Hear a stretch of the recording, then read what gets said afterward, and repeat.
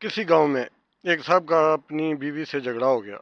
ابھی جھگڑا ختم نہیں ہوا تھا کہ اسی اثناء میں ان کے گھر میں مہمان آ گیا۔ خاوند نے اسے اپنی بیٹھک میں بٹھا دیا اور بیوی سے کہا کہ فلاں رشتہ دار مہمان آیا ہے، اس کے لیے کھانا بنا دو۔ وہ غصے میں تھی، کہنے لگی نہ تمہارے لیے کھانا ہے نہ تمہارے مہمان کے لیے۔ وہ بڑا پریشان ہوا کہ لڑائی تو ہماری اپنی ہے، اگر رشتہ دار کو اس بات کا پتہ چل گیا تو خواہ مخواہ خاندان میں بات ہوگی اور خواری الگ سے ہوگی۔ لہذا خاموشی سے آ کر مہمان کے پاس چپ چاپ بیٹھ گیا۔ اتنے میں اسے خیال آیا کہ چلو بیوی اگر روٹی نہیں پکاتی تو سامنے والے ہمارے ہمسائے بہت ہی اچھے لوگ ہیں، میں انہیں ایک مہمان کا کھانا پکانے کے لیے کہہ دیتا ہوں۔ چنانچہ وہ ان کے پاس گیا اور کہنے لگا کہ میری بیوی کی طبیعت آج بہت خراب ہے، لہذا آپ ہمارے مہمان کے لیے کھانے کا انتظام کر دیں۔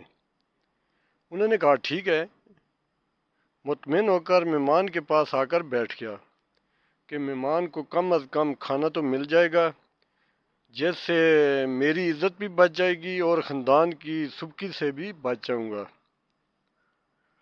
تھوڑی دیر کے بعد مہمان نے کہا کہ ذرا ٹھنڈا پانی تو لا دیجئے۔ وہ اٹھا کہ گھڑے کا ٹھنڈا پانی لاتا ہوں۔ اندر کچن میں گیا تو دیکھا کہ بیوی تو زار قطار رو رہی ہے۔ وہ بڑا حیران ہوا اور کہنے لگا کیا بات ہے؟ اس نے پہلے سے بھی زیادہ رونا شروع کر دیا۔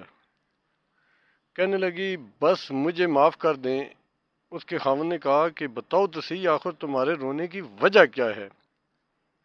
تم ایسے کیوں رو رہی ہو؟ بیوی نے کہا کہ پہلے مجھے معاف کر دیں، پھر میں آپ کو اپنی بات سناؤں گی۔ خیر اس نے کہہ دیا کہ جو لڑائی جھگڑا ہوا ہے میں نے وہ دل سے نکال دیا ہے اور تمہیں معاف کر دیا ہے۔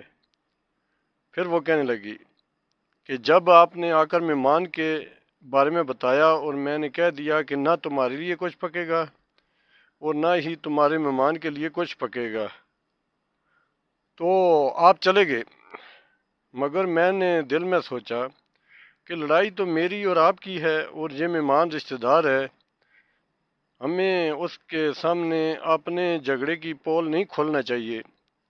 چنانچہ میں اٹھی کہ کھانا بناتی ہوں۔ جب میں باورچی خانے میں گئی تو میں نے دیکھا کہ جس بوری میں ہمارا آٹا پڑا ہوتا ہے، ایک سفید لباس شخص اس بوری میں سے آٹا نکال رہا ہے۔ میں یہ منظر دیکھ کر سہم سی گئی۔ وہ مجھے کہنے لگے کہ اے خاتون پریشان نہ ہو، یہ تمہارے مہمان کا حصہ تھا جو تمہارے آٹے میں شامل تھا۔ اب چونکہ یہ ہمسائے کے گھر میں پکنا ہے اس لیے وہی آٹا لینے کے لیے میں یہاں آیا ہوں۔ اس واقعہ سے ثابت ہوتا ہے کہ مہمان بعد میں آتا ہے جبکہ اللہ تعالیٰ اس کا رزق پہلے وہاں پہنچا دیتے ہیں۔